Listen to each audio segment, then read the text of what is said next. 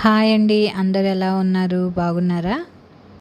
ఈ వీడియోలో నేను పార్ట్ 3 ఆఫ్ వడియాలు ప్రిపరేషన్ చూపిస్తున్నానండి. ఒక గ్లాసు సగ్గుబియ్యానికి 9 గ్లాసులు నీళ్లు పోసుకొని మంచిగా కలుపుకోవాలండి.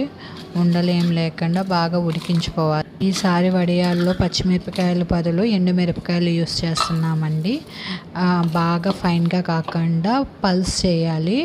చిల్లీ ఫ్లేక్స్ లాగా రావాలండి. వాటిని మనము ఉపయోగిస్తాము. ఒక కప్పు బొంబాయి రవ్వ వేసుకొని బాగా తిప్పుకోవాలండి. అందులోనే ఇప్పుడు కరివేపాకు, ఉప్పు, మళ్ళీ మనం చిల్లీ ఫ్లేక్స్ చేసుకున్నాం కదండి, అవి కూడా వేసుకొని బాగా తిప్పుకోవాలి. మనము వాటర్ కన్సిస్టెన్సీ చూసుకోవాలండి. రవ్వ కాబట్టి త్వరగా థిక్ అవుతుంది. పక్కనే వేడి నీళ్ళు పెట్టుకొని ఒకవేళ త్వరగా అయిపోతే కొంచెం వేడి నీళ్ళు కలుపుకుంటూ చేసుకోవాలి. ఇప్పుడు ఇంగువ యాడ్ చేస్తున్నామండి. గరిటలో కొంచెం వాటర్లో ఇంగువ వేసుకొని బాగా తిప్పుకోవాలి. తర్వాత కొంచెం దగ్గరకు వచ్చిన తర్వాత స్టవ్ ఆఫ్ చేసుకోవాలండి. వడియాలు పట్టడం కొంచెం ఈజీ ప్రాసెసే, కానీ కొంచెం ఓపిక అనేది ఉండాలండి మనకి తిప్పడానికి.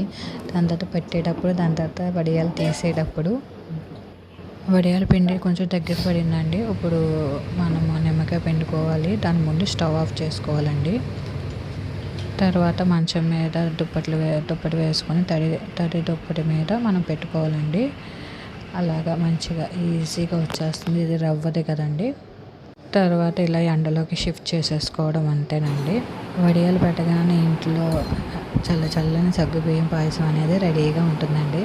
తర్వాత ఒక గ్లాస్ తాగేస్తే చల్లగా ఉంటుంది. ఏం చేస్తున్నావు అమ్మా?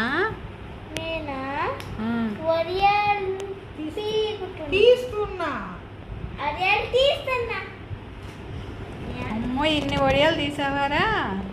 మెయిన్ తనే తీసిందమ్మా. ఏ మాట ఈ వీడియో కనుక మీకు నచ్చినట్లయితే లైక్ చేయండి, షేర్ చేయండి, సబ్స్క్రైబ్ చేసుకోవడం మర్చిపోవద్దండి.